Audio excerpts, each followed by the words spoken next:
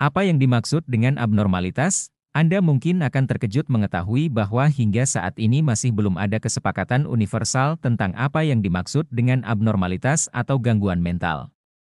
Ini bukan berarti kita tidak memiliki definisi, kita memilikinya. Namun, definisi yang benar-benar memuaskan mungkin akan selalu sulit dicapai. Lilienfeld-Landfield, 2008, Stein et al., 2010, meskipun ada kesepakatan umum tentang kondisi mana yang termasuk dalam gangguan mental dan mana yang tidak. Spitzer, 1999. Mengapa mendefinisikan gangguan mental menjadi tantangan yang sulit? Salah satu masalah utamanya adalah tidak ada satu perilaku spesifik yang secara langsung dapat menentukan seseorang sebagai abnormal. Namun, ada beberapa elemen atau indikator yang jelas dari abnormalitas. Lilienfeld-Marino, 1999, Stein et al., 2010.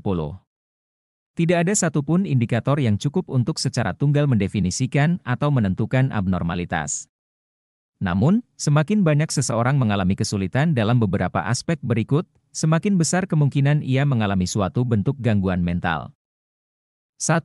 Indikator abnormalitas, penderitaan, suffering. Jika seseorang mengalami penderitaan atau rasa sakit psikologis, kita cenderung menganggapnya sebagai indikasi abnormalitas. Orang yang mengalami depresi jelas menderita, begitu pula dengan mereka yang memiliki gangguan kecemasan. Namun, bagaimana dengan pasien yang mengalami episode mania dan merasakan euforia yang luar biasa? Orang seperti ini mungkin tidak merasa menderita. Faktanya, banyak pasien mania yang enggan minum obat karena mereka tidak ingin kehilangan sensasi tinggi yang mereka alami. Anda mungkin memiliki ujian besok dan merasa sangat cemas karenanya, tetapi kita tentu tidak akan langsung menganggap penderitaan tersebut sebagai sesuatu yang abnormal.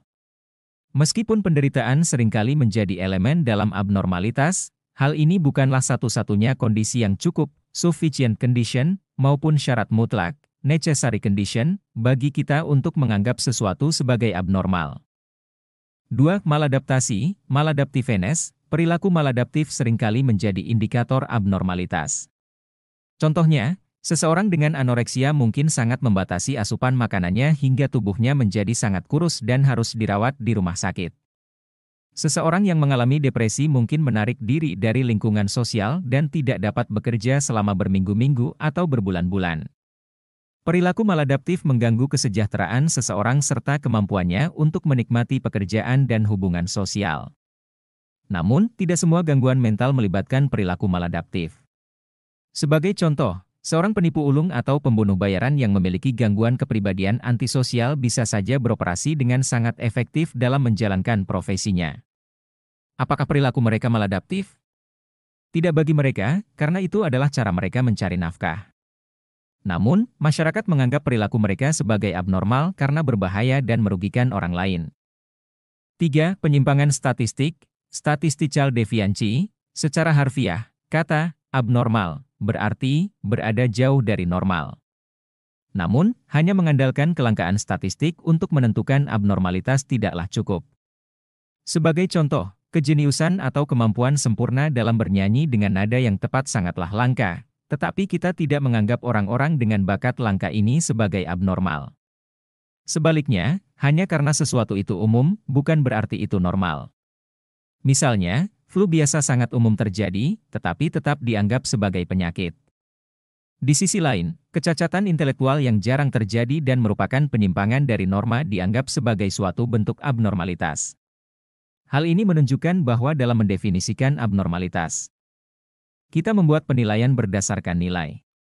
Jika sesuatu jarang terjadi dan tidak diinginkan, seperti penurunan fungsi intelektual yang parah, kita lebih cenderung menganggapnya sebagai abnormal dibandingkan dengan sesuatu yang jarang terjadi tetapi diinginkan, seperti kejeniusan, atau sesuatu yang tidak diinginkan tetapi umum terjadi, seperti sikap kasar. 4. Pelanggaran norma sosial, violation of the standards of society, setiap budaya memiliki aturan yang harus diikuti. Beberapa aturan tersebut dikodifikasi dalam bentuk hukum, sementara yang lain merupakan norma sosial dan standar moral yang diajarkan sejak kecil. Meskipun banyak aturan sosial bersifat arbitrer, ketika seseorang gagal mengikuti norma sosial dan moral dalam kelompok budayanya, kita mungkin menganggap perilaku mereka sebagai abnormal. Misalnya, mengendarai mobil atau menonton televisi akan dianggap sangat tidak biasa bagi komunitas Amish di Pennsylvania. Namun, kedua aktivitas ini adalah hal yang biasa bagi sebagian besar penduduk Pennsylvania lainnya. Tingkat keparahan pelanggaran dan seberapa umum aturan tersebut dilanggar juga memainkan peran dalam menentukan apakah sesuatu dianggap abnormal. Sebagai contoh, kebanyakan dari kita mungkin pernah parkir secara ilegal. Pelanggaran aturan ini sangat umum sehingga kita tidak menganggapnya sebagai perilaku abnormal. Namun, ketika seorang ibu menenggelamkan anak-anaknya, kita secara langsung mengenali perilaku tersebut sebagai sesuatu yang sangat abnormal. 5. Ketidaknyamanan sosial, social discomfort. Ketika seseorang melanggar aturan sosial, orang-orang di sekitarnya mungkin merasa tidak nyaman atau canggung. Bayangkan Anda sedang duduk di bioskop yang hampir kosong, dengan banyak kursi kosong di sekeliling Anda. Kemudian, seseorang masuk dan duduk tepat di sebelah Anda. Bagaimana perasaan Anda? Contoh lain, bagaimana perasaan Anda jika seseorang yang baru Anda kenal selama 4 menit tiba-tiba mulai bercerita tentang upaya bunuh dirinya? Kecuali jika Anda adalah seorang terapis yang bekerja di pusat intervensi krisis, Anda mungkin akan menganggap ini sebagai perilaku abnormal. 6. Irasionalitas dan ketidakterdugaan, irrationality and unpredictability. Seperti yang telah disebutkan sebelumnya, kita memiliki ekspektasi tertentu terhadap bagaimana orang seharusnya berperilaku. Meskipun sedikit ketidakkonvensional dan bisa membuat hidup lebih berwarna, ada titik di mana perilaku yang tidak biasa mulai dianggap sebagai abnormal. Misalnya, jika seseorang yang duduk di sebelah Anda tiba-tiba mulai berteriak dan mengumpat tanpa alasan yang jelas, Anda mungkin akan menganggap perilakunya sebagai sesuatu yang abnormal. Perilaku tersebut tidak dapat diprediksi dan tampak tidak masuk akal. Gangguan dalam pola bicara dan perilaku yang tidak teratur sering ditemukan pada pasien skizofrenia, serta dalam episode mania pada gangguan bipolar. 7. Berbahaya, tampaknya masuk akal untuk berpikir bahwa seseorang yang membahayakan dirinya sendiri atau orang lain pasti mengalami gangguan psikologis. Memang, terapis diwajibkan untuk merawat klien yang memiliki kecenderungan bunuh diri di rumah sakit atau menghubungi polisi, serta orang yang menjadi target ancaman, jika mereka memiliki klien yang secara eksplisit mengancam akan menyakiti orang lain.